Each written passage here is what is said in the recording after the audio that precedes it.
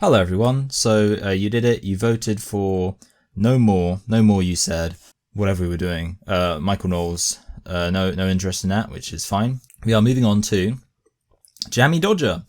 I'll be honest, I remember when this video first got recommended and I put it in to a vote. I was expecting it to win comfortably, but I think maybe I'd responded to JammieDodger quite recently, so that's why there wasn't as much enthusiasm. But yeah, now it's won decidedly. I was just like, this is one I haven't added for a while. Let's throw it in there. So we're literally just going to jump in. I don't know, is there any, realistically, we should be able to do this all in one sitting. So let's aim to do that. Actually, it could be very easy. For all I know, this could have a lot of fluff. We'll see. Yet again, a woman in sport has been attacked for, let me just check my notes here, being good at the sport she plays, and transphobes not being able to use Google or perform critical thinking or be nice to other people. JK Rowling, who is now almost as famous...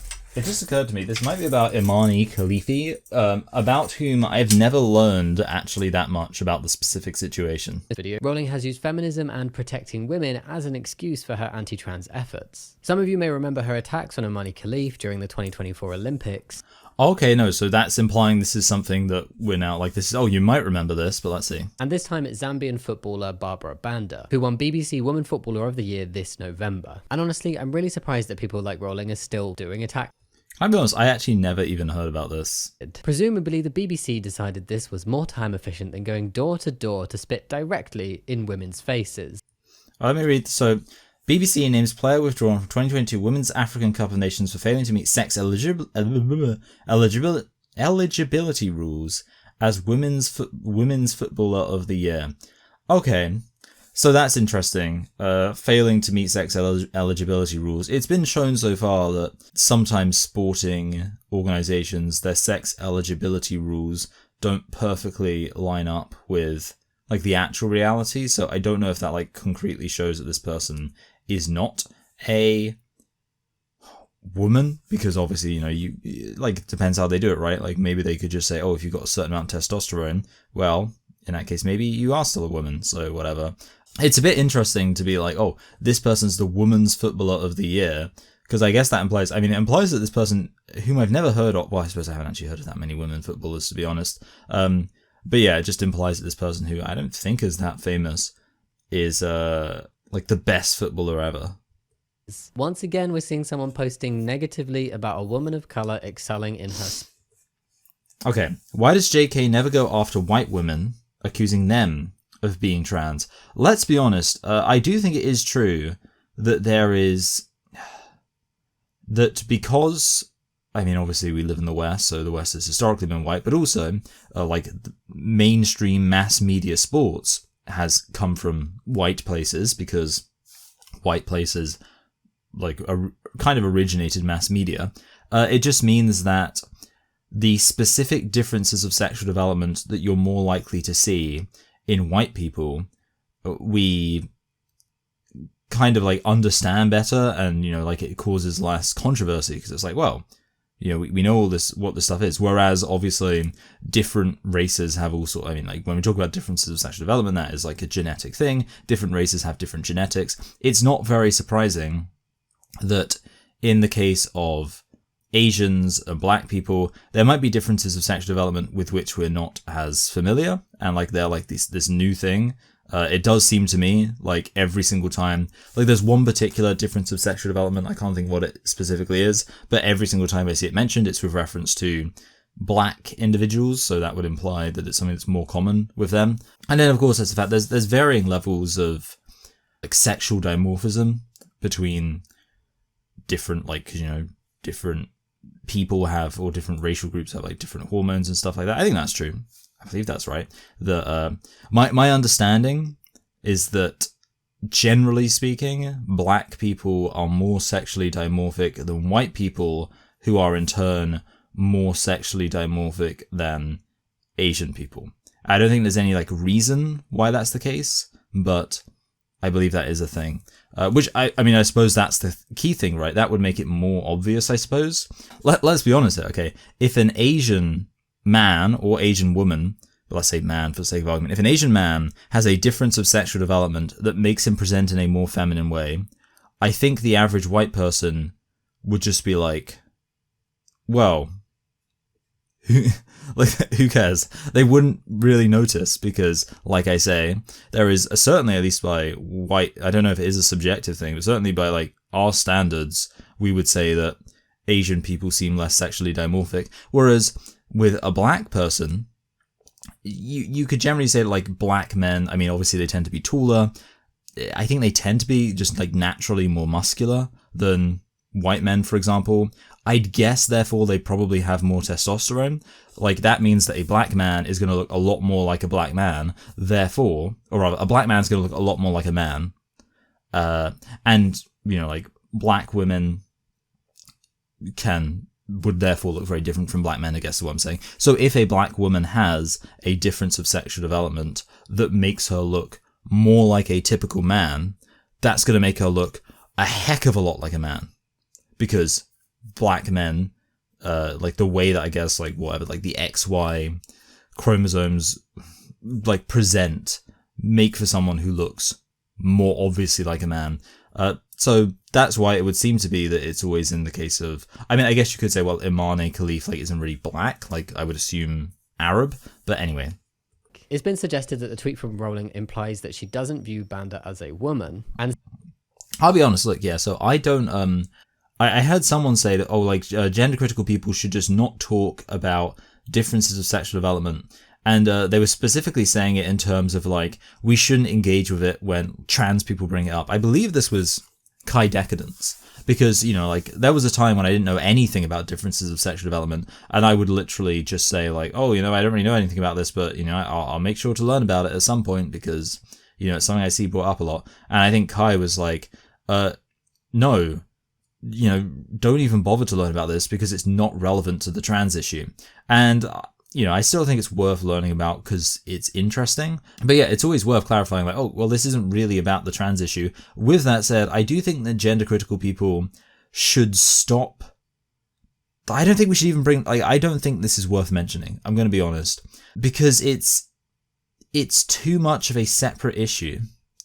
And by talking about whether these people are, in fact, like, by the strictest standards, male or female, putting a big focus on these differences of sexual development, and especially when, you know, a lot of people are just going to say, oh, this is the trans thing, and like so many people think that Imane Khalif is a trans boxer, and I just don't think that's accurate, because even if you say, oh, the specific difference of sexual development that Khalif has is one that would like mean that you are nonetheless biologically male, okay, that's fine, but we know that Khalif didn't identify as a woman because of, like, for trans reasons. We know that. We know that Khalif was raised based on, you know, like, having a difference of sexual development. Like, this is, like, the story that I've heard, was basically raised as a man, raised as a woman, considered to be a woman. At no point was there a trans identity. At no point was there I know myself to be biologically male, but I'm going to choose to identify as a woman based on how I want to identify. That didn't happen. So it's not a trans issue, even if it turns out that technically speaking, Imane Khalif is male. Because, like, to me, like, to conflate those two things, to say, like, there is an equivalence between ContraPoints or Katie Montgomery or Philosophy Tube, where we know these people were biologically male and men the whole time, raised as boys, grew up to be men, have lived an entire life, everyone knows they're men, and then have been like, actually, you know what, I feel like identifying as a woman, so I'm going to do all this surgery to make myself look like a woman. That is a totally different experience from Imane Khalif, who had a difference of sexual development that gave the impression of being a female and was as such raised as a woman, if admittedly a woman with some certain biological advantages that, you know, you might expect to see in a man, but it's just not a trans issue, and that's the problem. When you focus on it, and you know that there's going to be lots of people who end up saying, oh, the trans boxer, oh, did you hear about the trans boxer? Then they're just confusing the conversation. And of course, I think it's worse for the gender critical movement in that the like difference of sexual development issue is it's a more complicated thing, like a way more complicated thing than just saying, oh, that person who everyone knows is a man is pretending to be a woman. So actually it's to the advantage of the trans activists if they can try to, as much as possible, conflate women or men with differences of sexual development with trans-identified males. Like, that's to their advantage. So that's why in these cases, I don't talk about it. Like, I never gave a take on Marne Khalif. I don't think it's worth giving a take on that issue because it's just feeding into this idea of, hey, these people, because trans activists say, hey, these people, they don't understand the complexities of biological sex. Marne Khalif does have this different sexual development, and that's true. Whether you think, it's a difference of sexual development that would indicate a biological male who looks anomalously like a woman, or a woman who looks anomalously like a biological male, there is a difference of sexual development. So to just say trans is clearly, not representing the true reality. And do we as gender criticals want to be in a situation where we can be rightly accused of not representing the full reality? I would say not. There's also the fact, of course, that potentially it's a dangerous road to go down, in that, are we entering a point where any woman who has androgynous features and has something that could indicate, oh wait, maybe this person's biologically male, they'll get attacked? And I mean, there's the other issue, which is surely, there are differences of sexual development that give honest to God biological females advantages in sports. So it seems like inevitably this is going to reach a point where we start saying that actual unambiguous biological females aren't women. And it just seems like, why wait for that? And I'm not, just to clarify, I'm not saying don't worry about the Marne Khalif thing at all. Yeah, there should be a conversation about how we handle differences of sex development. I just don't think it should be part of this whole culture war, because I don't think that is productive in general, but especially not helpful for the gender critical movement. In 2022, Banda was prevented from competing in the Women's Africa Cup of Nations, allegedly because her testosterone levels were too high. However, these test results... See, and that's a very... if that's what it is, allegedly because your testosterone levels are too high, I don't know, biological females, I would assume, can have reasonably high testosterone. I like, the question is, because obviously the thing I was, obviously you can be a biological female who takes testosterone. Now, obviously what you would then say is, well, that's doping, that's cheating. So, that's the other issue here. Are we conflating with this whole, concern about individuals with difference of sexual development competing in sports? Are we conflating what should maybe be seen as a potential risk of doping issue with a trans issue, when again, this has nothing to do with being trans?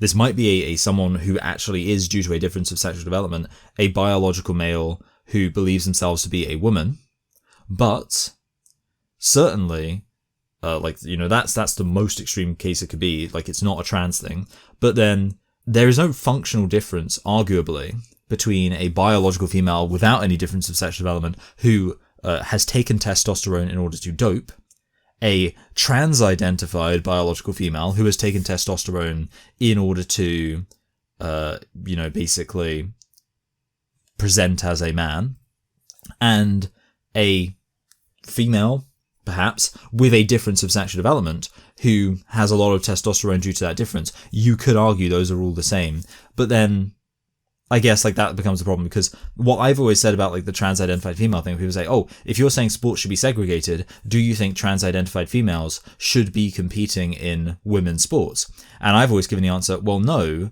because that's a cheating issue. That's got nothing to do with being trans. If you have chosen to take testosterone, then you are cheating. The thing is, in the case of someone who just naturally has a high amount of testosterone, that's not cheating. So at that point it gets more fraught, because you're well, if we're going to say that there is a certain level of testosterone that a biological female can have, and based on that they're going to be excluded, are we going to start saying that there is a certain height that a woman can have, and after that height she's going to be excluded?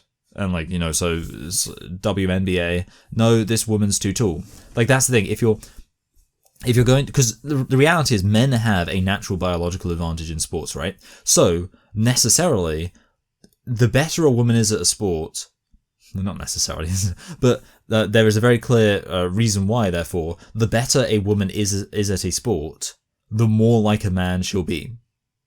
So I don't think we can just say, well, this woman has this thing that makes her like a man, therefore she can't be allowed to compete in women's sports. Because what you're basically saying there is, this woman is too good at sports, therefore she can't compete in sports. To me, it has to be about like whether someone's like actually biologically female, and are we dealing with a difference of sex development? Essentially, like what the actual solution here is, sporting bodies needs to have a clear rule about what it is that makes someone biologically male or biologically female, and it just needs to be understood that's the rule, and like we should just kind of get rid of the controversy around it, where we just say, all right, that's what we've locked in. If someone is able to compete, then that means, I guess, either they've cheated and they've like gone against the rules, but assuming that they haven't and they've been allowed to clear it, well, that's it. That's the rules for this organization, and that's just how it's going to be. Have never been verified, the results are unclear, the specificities of the tests were unclear, and the cup organisers reportedly don't even have a maximum testosterone level that they would be testing for in the first place. And this is the other issue. Like, you should not be so quick to like that's the other. It seemed like as soon as Imane Khalif like stepped into the box, and that's just the example I know about, stepped into the boxing ring, immediately it was like someone said, "Oh, this is a biological male in sports," and it seemed like at that point no one actually knew anything about the issue. It's shocking to me. I actually genuinely can't believe the willingness of people to start talking about something they know nothing about. It was so crazy to me when like I can't think what it was. It might have been the Southport attack. It could have been another one. Like, people started tweeting out like this some random person tweeted out like a random Muslim name and was like, this is the person who did it. And I like was genuinely seeing like actual like serious people with like a decent number of subscribers, maybe even like famous as political commentators on the right, like tweeting out, "Oh, look, Abju Habadabuj Khalif, whatever, did this Southport stabbing, but the police, they're afraid to tell you this. Why is it that the media is being silent? This must mean that it was a Muslim who did this attack, because if it was a white person, the media would be telling us right away." I say it's been about 5 seconds. Like, the news is still, the bodies are still warm. And you guys are like saying, "Oh, we know for definite fact that it's this random Arab person name." And in reality, it wasn't an Arab person. I believe it was a Somali. Am I crazy? I thought it was like a Somali Christian who did the attack. So, whatever. Anyway. But even then, it wouldn't even matter if it was like an Arab Muslim, because pretty obviously, like, how the hell would the person who did that know that? And how would you, as someone reading that, know that they know it? But despite that being like such an obvious thought, everyone's just like, or like way too many people were like, "Oh, I'm gonna like give an opinion to this." I genuinely don't understand that aspect of human psychology. It would never even occur to me to start like seriously having a strong opinion about something and expressing a strong opinion about something before I know anything close to the full story about it. But and like the other thing is it's kind of like the shamelessness when people realize that they're wrong. Like, that's the other weird thing. I don't understand like when people say like, "Oh, I've got this really strong opinion about this issue. Oh wait, it's wrong. Okay, who cares?" And just like move on. Like, how can you do that? How can you have like such a strong opinion? Like, this is really serious, and then you're like, "Oh, actually, wait, never mind. I don't care." Banda's agent has also spoken out saying that she was assigned female at birth. She is a cisgender woman. But yet again, obviously, it's worth noting, cisgender does not, as well, cisgender doesn't really mean anything, but insofar as like cisgender means not trans, the defining feature of that is not how you were assigned at birth, it's whether you are actually biologically male or biologically female. Trans ideologues use this term, like assigned at birth, in order to avoid the fact that like there is a genuine reality to biological, because one of the things that obviously they kind of have as a problem is they want to say biological sex basically doesn't exist. The categories of like it's a spectrum, it's almost like subjective, whatever, but at the same time, they know that they actually have an investment in preserving the categories of cis and trans, because that's how they're able to like claim victim, right? Like if you essentially say biological sex means nothing, well then I guess we're all trans, but then that means trans people can't do their little oppression Olympics thing. So they have like this category of cis, and the way they define that, so they don't have to anchor it in biological sex, is what were you assigned at birth. So it essentially just becomes, the doctor says this thing, therefore that's true. That's that's the reality of whether you're a man or woman. But that's of course not how it actually works. If a doctor said that I was a female for some reason, like I don't know, he was like, if a doctor was just like, it was opposite day, and the doctor says, oh actually, congratulations, it's a beautiful baby girl. That doesn't make me trans now, like pretty obviously.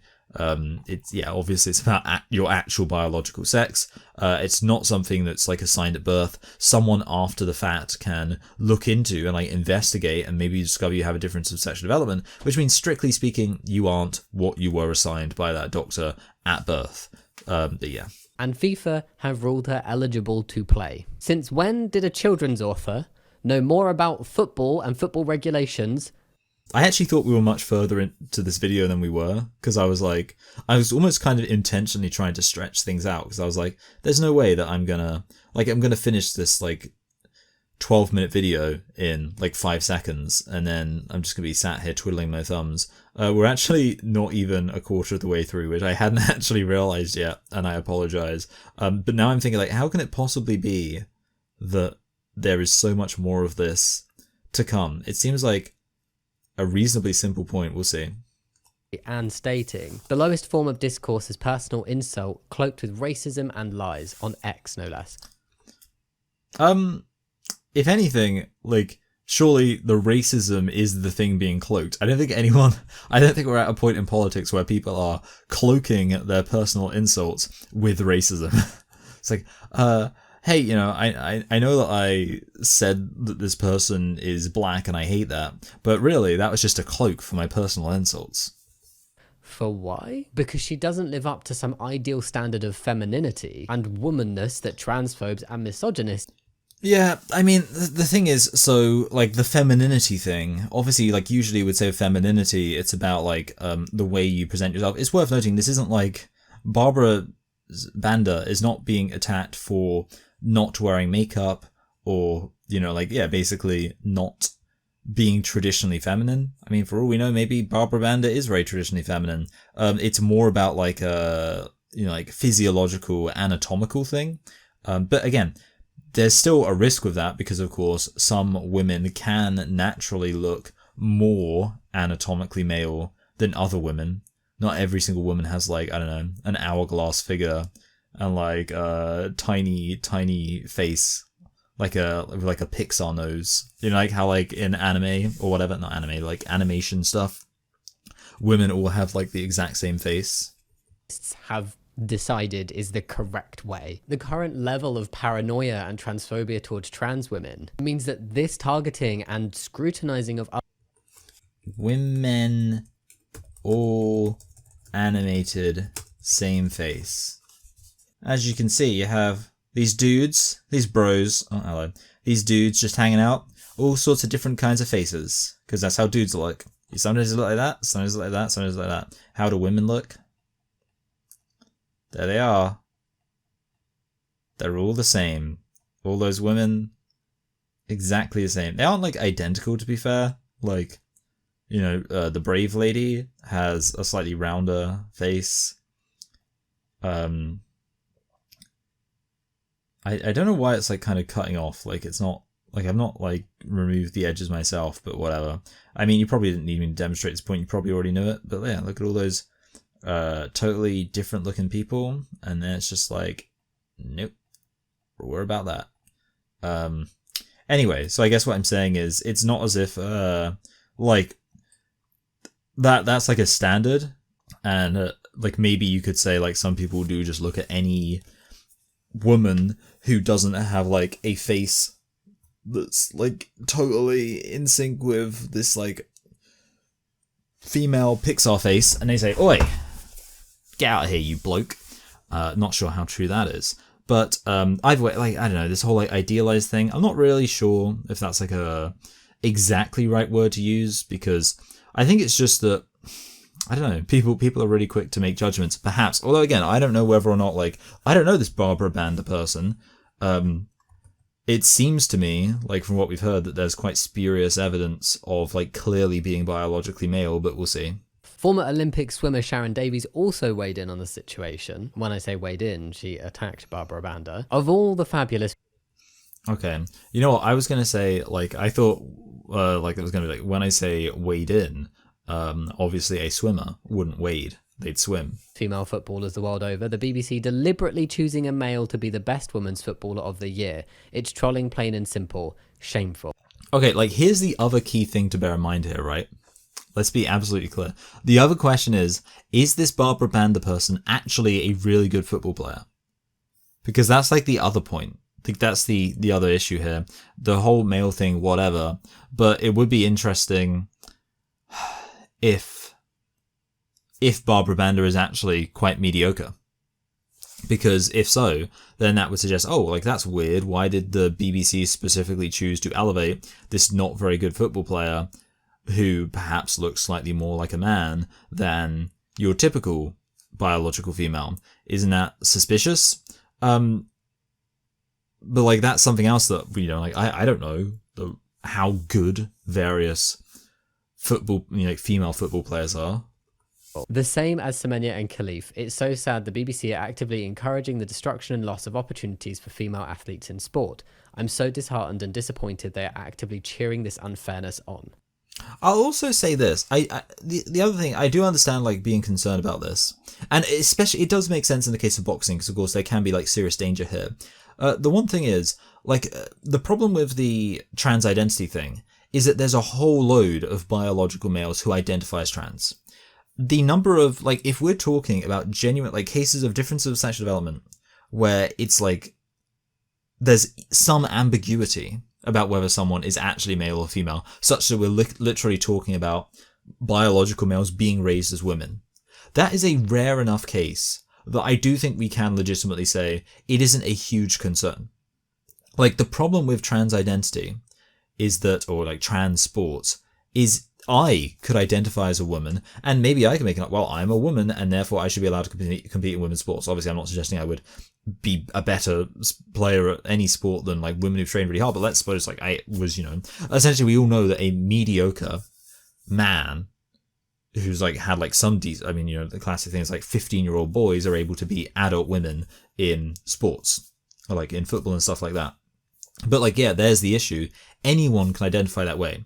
It's not necessarily rare. Whereas with these differences of sexual development, it is necessarily rare. So I'm not going to say it's not an issue.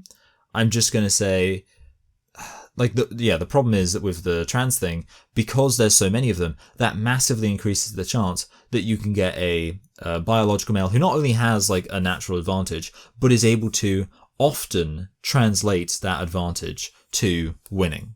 Whereas, yes, okay, maybe some of these people have biological advantages, maybe they'll win some tournaments, maybe they'll get some accolades, but there's so few of them that actually it's not going to be a huge problem at the end of the day. Like, yeah, maybe there'll be a time when the Cristiano Ronaldo or Messi of women's sports has some kind of, like, ambiguity as to whether or not they're genuinely biologically female, and that could be an awkward moment. But we're not at that point, and again, we're not as likely to be at that point because, like I say, well, Cristiano Ronaldo and Messi, one of the reasons you get generational talents like that is because there's so many people competing in that sport. Obviously, you're going to get some really great players playing, but how many like ambiguous, might be biologically female, might be biologically male, no one's completely sure. How many of those players are you even going to get such that the odds would suggest you'll get a generational talent like that? Even accounting for the fact that obviously they are more likely to succeed because they would have a natural advantage. But again, I do have enough faith in the capacity of women's sports performers that I don't think that just any old biological male competing against, like, would become the very, very best woman's performer. I think it would take a exceptionally good biological male to be like a really great women's footballer. Because obviously there are lots of really, really exceptionally good women. And of course there are far, far more women competing in women's sports than biological males in general, but certainly biological males with differences of sexual development, such that the odds are on women's sides that they'll have the really great generational talents. So that's why I would just say it's not like it's not as big of an issue. It's not something you need to worry about as much because there's not the same precedent, right? With trans identity, that sets a dangerous precedent. If you are if we say, oh, this biological male can decide to identify as a woman and therefore compete in women's sports, the dangerous precedent there is, well, that means lots of other biological males can do that too.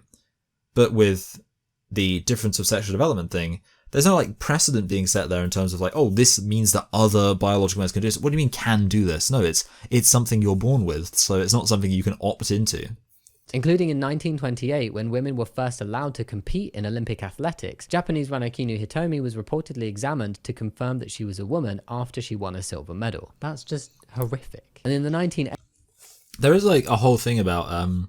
there's literally a Simpsons joke about like Grandpa Simpson pretended to be a woman in order to avoid having to fight in World War II. And he became a really good baseball player. So I think like this idea... it's kind of interesting to think, well, they didn't have like the whole trans thing back in like the 1920s, but I think like people have always thought of this notion of, hey, like a man could pretend to be a woman and have like a really serious advantage in sports. It's not surprising that like there have always been safeguards against that. It's almost like some people, including women who claim to be feminists themselves, don't believe that a woman can be strong, powerful, muscular, and incredible at her sport without actually being a man. Well, again, look, there are obviously... It's not... the implication here is obviously, oh, these people, they just don't believe women can do it. Well, there is a biological reason why women literally can't, or are certainly less able to, compete in physical sports in the way men can, and that's not like a hateful thing to say about women by any means. Scored 13 goals for Pride Plus and scored the winner in the championship final as Orlando won the championship for the first time. Oh, that is pretty exciting. This is what we should be hearing about. And see, that's interesting because obviously Florida, very like anti-trans. What do you think? Again, I know this has got nothing to do with trans, but like people, the whole point I made is lots of people do conflate the issue. I wonder how they feel. Are they like... hey, we're just happy we won. Yes, some places are absolutely reporting on this, but... Because I know, for example, like the Algerians... Again, Algeria, I don't imagine a very pro-trans country, but like a lot of Algerians were like really defending Imane Khalif. I guess it makes you think, what if we had like a DSD person do really well for us in the UK? Would the UK suddenly not be Turf Island anymore? Would we flip on a dime? Would we be like, oi... that gal's a true Brexit geezer.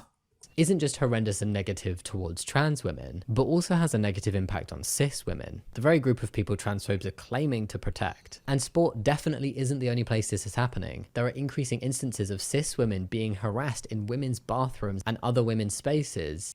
Yeah, I mean, well, this is the thing. And obviously, I mean, the difference, so like women's bathrooms, that's kind of more of a thing. In that case, there's not even any expectation of like a rigorous test. Like that situation, you literally, if we're saying people are going to enforce themselves who's using the women's bathroom, then lots of women are going to get harassed based on that, because obviously any woman who looks like they could be even slightly male, they're not going to do a testosterone test. They're not going to do any of like the tests that they would do for sports, and you're like, oh, that person looks like a dude, which yeah, obviously I don't think is good. It's not from trans people, it's from transphobes claiming to be doing this in the best interests of women. What? So who's really causing the harm to women here? Definitely not trans people. All this to say, though, that even if Barbara... Well, I mean, just to clarify, definitely not trans people. Like, trans people have nothing to do with this specific case anyway. You could... I mean, look, I think if you wanted to, although I think maybe I'm being a bit scummy here, but because, like, this is a little bit unfair, but I think you could make an argument that it is really the trans people who are responsible for all of this, because the only reason why people are so freaking out about this issue is because there is this precedent of trans identified males competing in women's sports. And if that hadn't been the case, I doubt we would be seeing all of this concern over women, perhaps, with DSDs. At the end of the day, I think, like, if indeed it does turn out that some of these people who are being attacked are actually genuinely biologically female and they have differences of sexual development, then of course, don't attack them. And if you don't have all the information, don't attack them. So I'm not saying like, oh, well, you know, because trans people have made people super angry about this issue, therefore there's no responsibility at all for the people who like rush to have an opinion on this topic. No, that's not what I'd say. But I would say, like, obviously, there is a wider context here. Like, people didn't just get up one day and say, I'm going to get super mad about the possibility that a man might be competing in women's sports. No, like, there are literally known, provable biological males competing in women's sports, which is why people are more vigilant about that. If it was the case that we live in a world where the standard was, no, biological males are not allowed to compete in women's sports, people would probably be less suspicious about the, you know, like, supposed biological females, where you say, oh, well, are they actually biologically female? Because there wouldn't be, like, you'd be like, well, of course, you know, like, there's no precedent that a biological male would compete in women's sports, but there is. And are not a threat to cis women within sports. There are measures in place to make sure that everyone competing passes certain. Are there any sports where women would have a natural advantage? You think so? And you'd think, why don't, like, shouldn't a woman, wouldn't it be fun if a woman did that and competed against some dudes and won? But I just don't know what that would be. For some reason, I've just got that breakdancing Australian woman in my head from the Olympics. The Olympics is so, who gives a crap about the Olympics? Anyway, that's it for this video. I hope you found it interesting. I just think it's really important to keep highlighting these instances of hypocrisy and bigotry and unfairness. Okay, well, good. I actually did at least manage to finish this with some time to spare, because otherwise I would have felt like it's just completely ridiculous if I didn't manage to clear this 12-minute video about just one topic.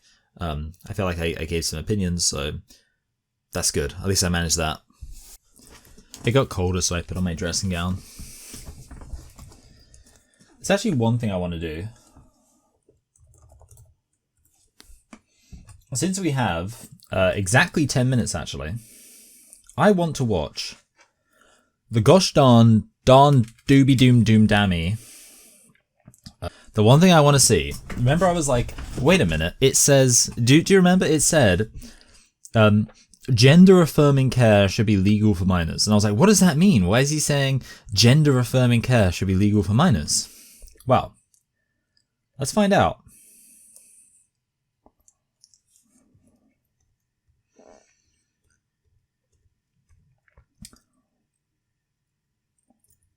Oh, wait. Okay. Oh, that's so boring. Ah, no, I'm so bored. Oh, that's so disappointing. So, Greg's claim, access to gender-affirming care should be legal, for minors should be legal. Oh, I was so... Like, I was like, oh, this would be... I tell you what, I'm glad you guys voted against this, because I was, like, so excited. I was like, wow, I can't believe one of Michael Knowles' claims is that access to gender-affirming care for minors should be legal. Like, how's he gonna spin that? And remember what I said. If you don't remember, I said, like, oh, I bet what he's saying is, like, because he's a conservative, he thinks we should affirm people's gender, meaning, like, we should affirm that males should be masculine and females, like boys, should be masculine, women should be feminine, so we need to affirm the gender that they actually have. And I thought that was going to be his point, but no, instead it's... I could not be more... I was like, oh, this would be so exciting. Fuck it. I don't know. I'm committed. Okay. We've got 8 minutes. Might as well just... Like, what else am I going to do? I could... Wait. I mean... See, the thing is, we don't really have enough time to start something out. It just needs a point to start something else. Let's see.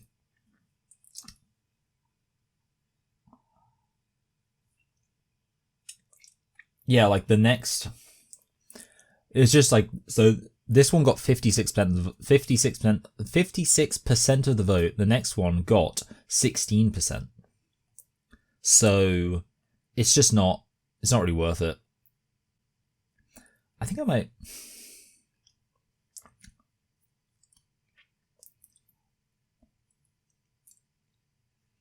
You know what, actually? We're not going to do this. I genuinely can't be bothered. I need to talk... Okay, I need to go to the dentist, kind of. Well, I don't like the idea of having my teeth taken out. But my wisdom teeth, okay, I got pretty big teeth, right? Well, all of my wisdom teeth came in, broadly without complications. There's one here, which is kind of on its side. Like, it's on its side, and therefore, like, I have a gap, and I kind of have to, like, reach back and dislodge food from there regularly so that, you know, it doesn't fester, which would be bad. But apart from that, they're all basically just in, like regular teeth.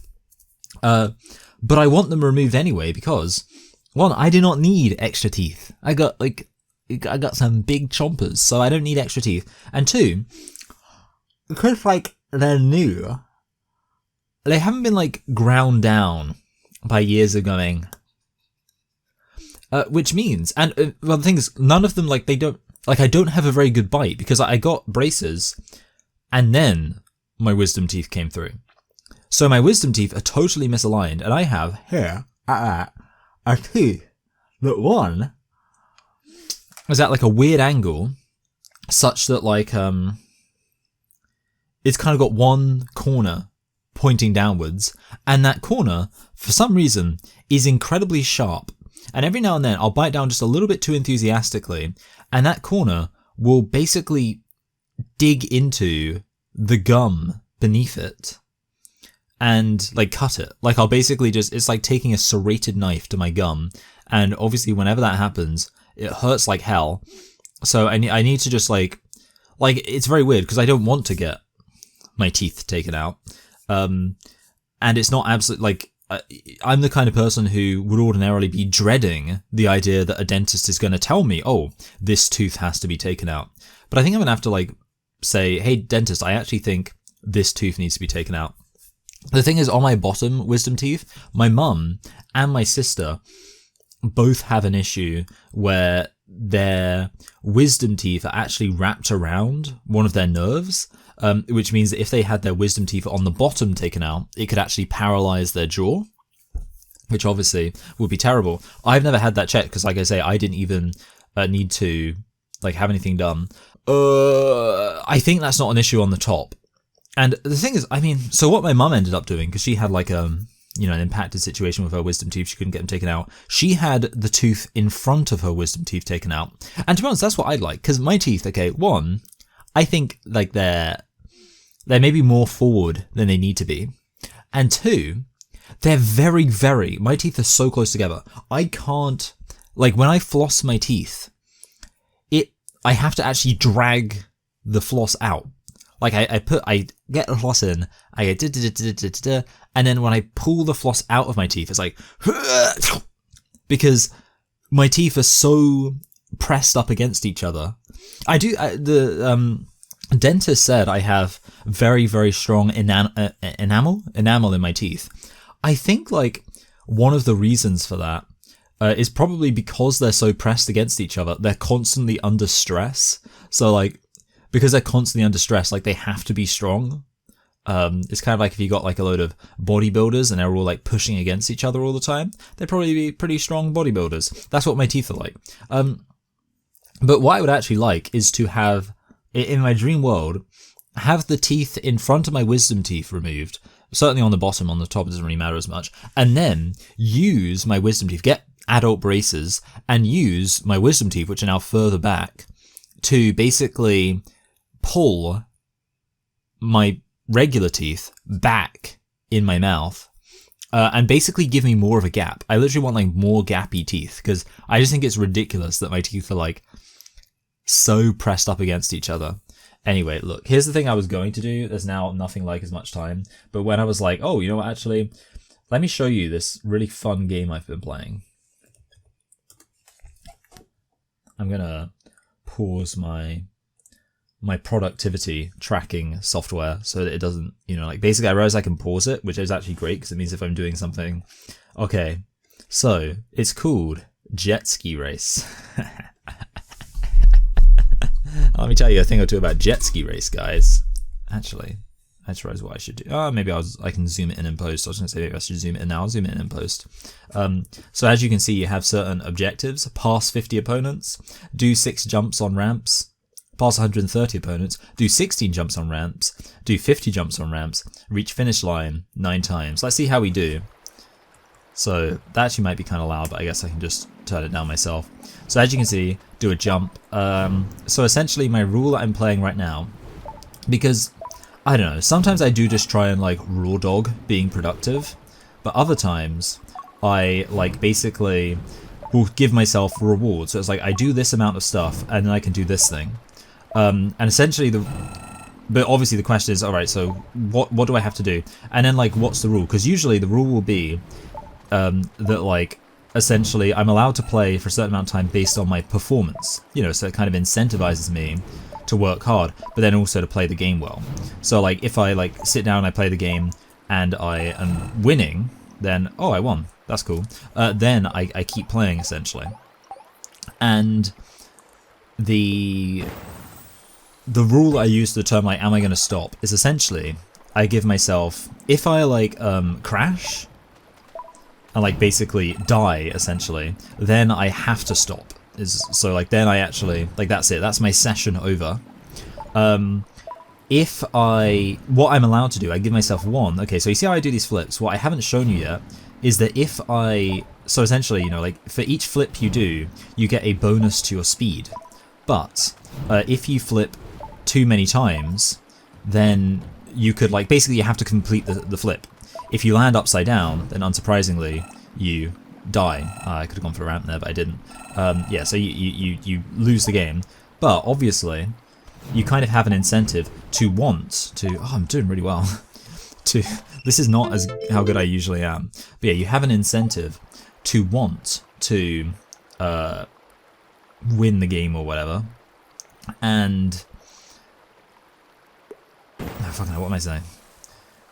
You have an incentive to want to flip up and down many times because that gives you more speed, but you might misjudge how much you can do it. Like here, for example, there we go. That's it. So what I do, I just said, if I die, then I have to stop. I give myself one exception, which is for every new map, I might not fully realize like how significant the ramps actually are. So I give myself one free, like, screw up, basically. Oh, good. So basically, oh there, okay, that was definitely not, that was not a 2. This, I actually think that each of the maps is kind of like, this one's like East Asian, as you can tell if you look at the decor, but this one also for some reason has, oh see, that's very annoying. Because I landed on that, I didn't get the speed boost from the flip. But yeah, the only other thing I haven't said, goodness me, I'm like so good at, so you'll probably see this now actually, if I'm smart. Oh god, okay. Oh, I'm not, I need to show you my thing. Okay, do 6 jumps on ramps, cool. Alright, so this would be like, ordinarily because I did that, I should like stop playing now, but I just want to explain to you the final rule. So essentially the final rule is this. Obviously you'll notice every single time so far that I've reached the finish line, I've come in first place. But as you know, you'd probably hope from a thing, there is no guarantee that happens. You know, maybe I don't reach the finish line in first place. Well, that's when a new rule comes into play, which is you may notice that there is like a monetary element to this game. Oh god, I should have gone for that, but I didn't. Yeah, a monetary element for this game, and with that money, you can then, oh god, that's a waste. You can then like buy things. And essentially you can either buy like a thing that allows you to make money faster, or I'm so crap at this game. Yeah, you're definitely going to see. Or okay, there we go. So let me just, since I'm going to lose anyway, I'll go for that. There we go. That's a bonus. Let's see what it gets me. Lucky find. Boom. Collect 10. Okay, cool.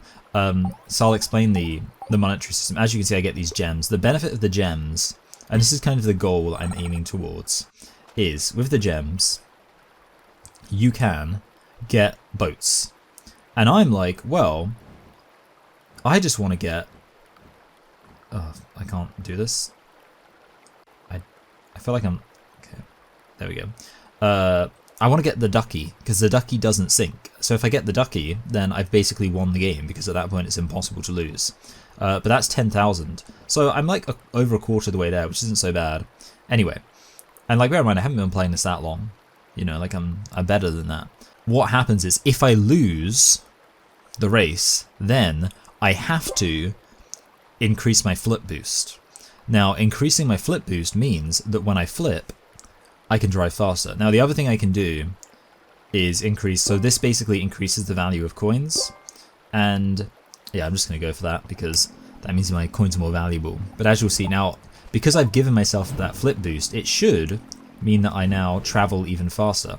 I will admit, the one thing that I find frustrating about this game is one of those games where there's not really like a very, oh god, oh, I made it. I wasn't expecting to there. There's not really a very clear sense of like progress. Like each individual, it's almost like quite difficult to actually tell that you've got any advantage from the flips. But essentially I just use that to place a limit on how fast I can progress. Like basically, oh no! I'm gonna win this again. We'll lock it in. This is a heated gamer moment. Okay. Let's have my gamer fuel.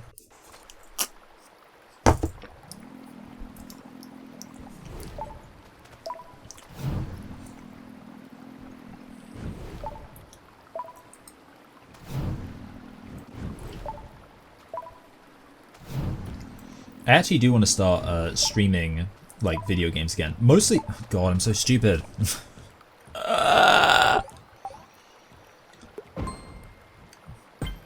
So essentially, mostly because like I genuinely just don't play video games, even though there are like lots of video games like I see people talking about like The Last of Us 2. So much discourse around that. I'm like, I don't play, like I don't have time for that. And the one way that which I can justify it is if I say, well, you know, it's like, yeah, I'm making content. So essentially I'm like, well, I should do it so that one, I kind of get like a break. Because, you know, admittedly, like, I know this is a very weird thing to be saying right now as I'm just talking about this, but I am a little bit of a workaholic. Like, yes, I have been playing this game, but I've been playing this game in the context of like rewarding myself. That was so stupid. I'm gonna do this. I'm playing this game in the context of like rewarding myself for doing some amount of work, basically. And so I'm still a workaholic. I'm not lying there. Oh, I'm so annoyed. I'm gonna do this. I'm gonna get this done. I insist on getting this done. So with that said, I feel like I risk getting burnt out. So I'm kind of like, well, like that's another reason why. So I'm gonna start doing that at some point. You know, obviously, well, this evening, of course, I'm doing my religion live stream. So essentially, I think my plan is to kind of like do the religion live streams, butter people up to the idea of live streams, and I'm like, hey, you know, if you don't like this religion thing, well, I'll be live streaming video games on my Twitch, and then that's when I start doing the video games. Problem solved. But yeah, like I said, I think it'll be a fun thing to do. But the one thing is, like, one, I'm not that good. And two, I'm certainly not that good at the multitasking aspect of like having a conversation while doing it. I think, like, to be fair, like, you know, there are slower games where, like, in this case, I need more of a boost. That's what I need. There are, I'm gonna get all of the achievements pretty early here, to be honest. Like, there's more opportunity to kind of like collect your thoughts. Here, it's kind of like I'm locked in. I've got to be thinking things through. If I allow myself to get distracted, it's over. But yeah. I know this is like. So just to clarify, in case you think this is weird, the main reason why I'm doing this is just because, like, I was really expecting, like, oh, you know, I'll be really interested in responding to that Michael Knowles thing where he says, like, gender-affirming care should be legal for minors. Like, I can't believe Michael Knowles said that. That's going to be such an interesting, like, little thing. And then, obviously, I found out, oh, wait, he was just responding to someone else's claim. And it's like, I don't really care. Oh, no. No. No. Oh no! I don't know if I've told you this before, but okay. So basically, this is this is several levels deep.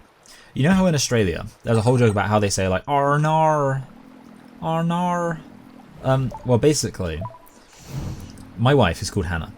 That's step one. She's also American.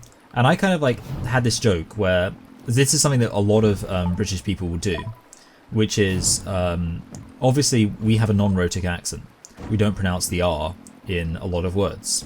And what that means though is sometimes for us, words that sound the same don't sound the same in American. So a really good like example that is always happens for me for some reason is deer, as in like a deer, and deer in the word idea, because in the UK, the deer in idea and the deer, as in the animal deer, are pronounced exactly the same.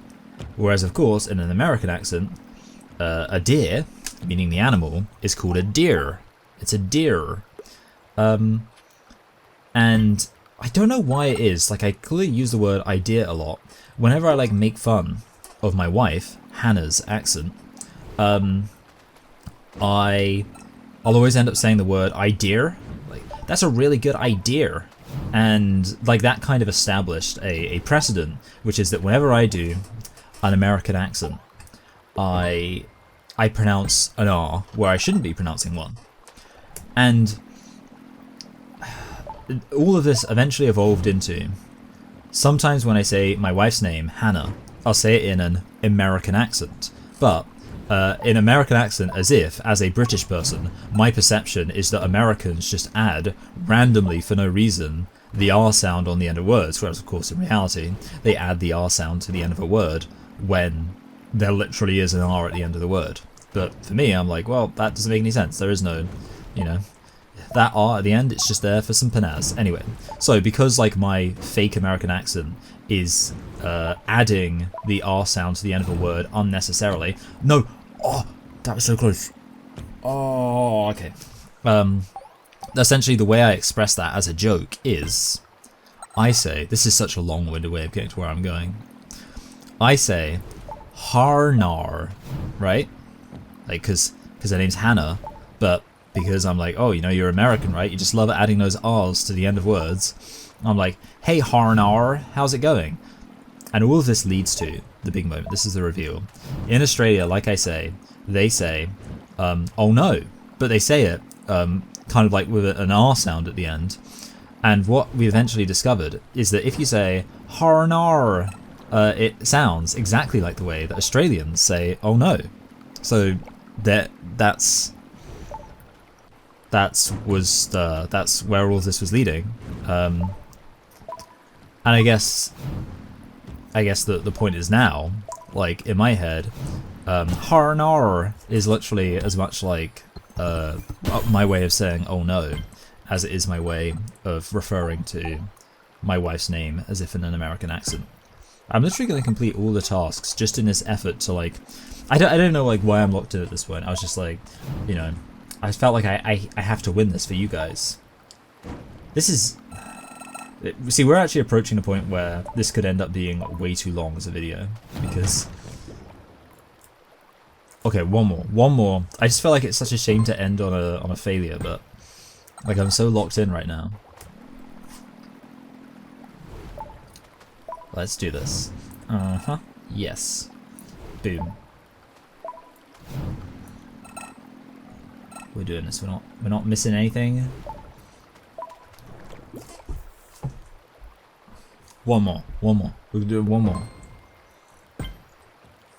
We're going for it. Go.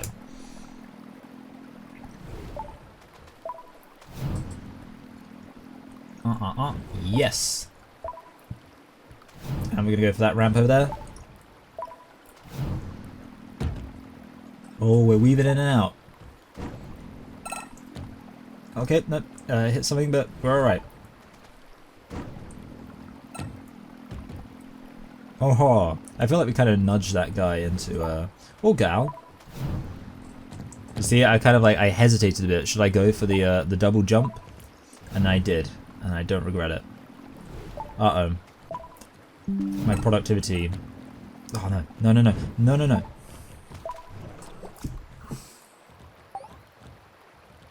We're so close. One more.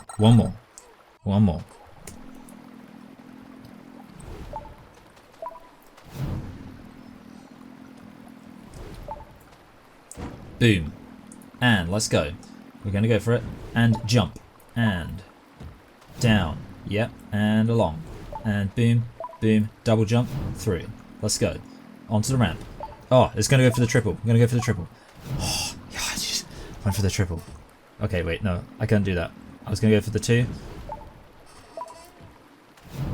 I don't want to risk it. I don't want to risk it. No! Oh no! Oh no! Ah! Okay. I'm going to do this. I'm going to do this. No one believes in me. No one believes in me except for me. I know what I'm doing. Okay. Yes. 1, 2.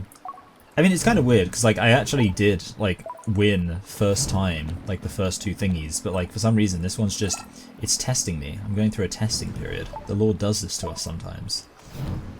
Ah, okay. Okay. I feel like there are more obstacles, and like part of it is that the ramps are way less generous. Like there are far fewer ramps where I'm like, oh yeah, I can really go for it. Ah, okay. Nope. Oh, goodness me, I didn't even. Oh no, no, no, no, no. Okay, that wasn't good. Let me win. I don't think they understand. Like, oh, goodness me. No. Oh, okay, no. 3rd? That's the best we've done in a while, but this is getting ridiculous. Right. And look, I've already, like, I'm gonna have completed everything before I've even... Okay, okay, this time actually 1 more. I'm locking in right now, 1 more. If I don't do this, we will actually go. So now I've said that, I'll probably screw it right away, and I'll be like, oh, that doesn't count because I screwed up so early. Okay, done. And then land. Okay, and we're gonna go for the big one. Yes, yes, we're gonna go for 3. Okay, triple, yes. And this time we're gonna go for 2. Yep. And here, we're gonna go for the big one. Yep, we're gonna go for 3. We did it. Oh yeah, we got some speed. And go. And go. Yep. And boom. Boom. Okay, and boom. And oh, we're gonna go for 3 again. And we're gonna go for 3 again. Yes! Oh, we got it. Yes! And we completed, what a great timing. We won, we finished all of the missions. Collecting 5,000. Guys, we really did it. Fantastic. Brilliant. I'm so glad you were here with me for that.